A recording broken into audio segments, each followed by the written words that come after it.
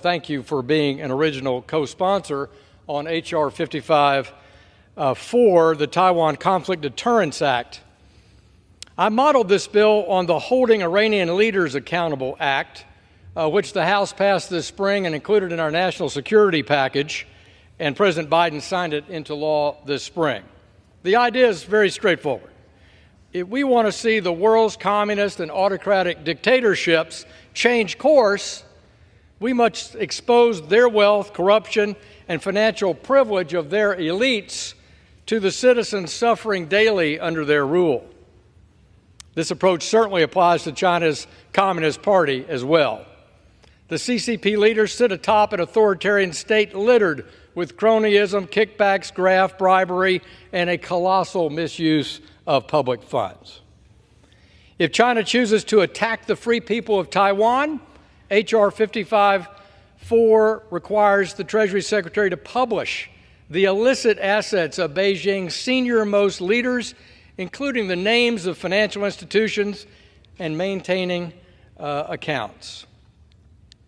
As Mr. Sherman noted, our 1979 recognition of the government in Peking, now Beijing, rests on the foundation that the future of Taiwan would be determined by peaceful means, and that any other method, including boycotts or embargoes, is considered a threat to peace and security in the Western Pacific.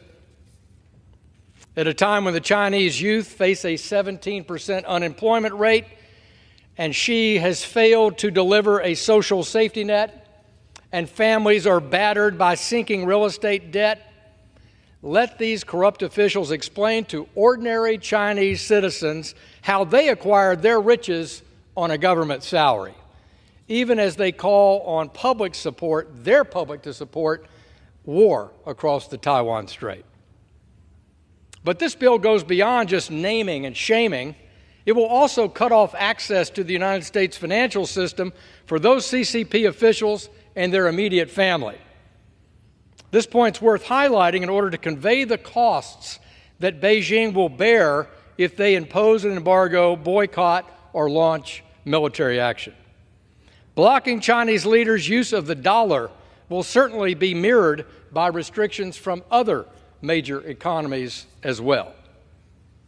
And for Chinese officials whose families profit from their ill-gotten gains, they too will find the world becoming a much smaller place. In 2012, the Washington Post reported that most of China's Politburo Standing Committee have children or grandchildren studying here in the United States, including CCP Chairman Xi Jinping.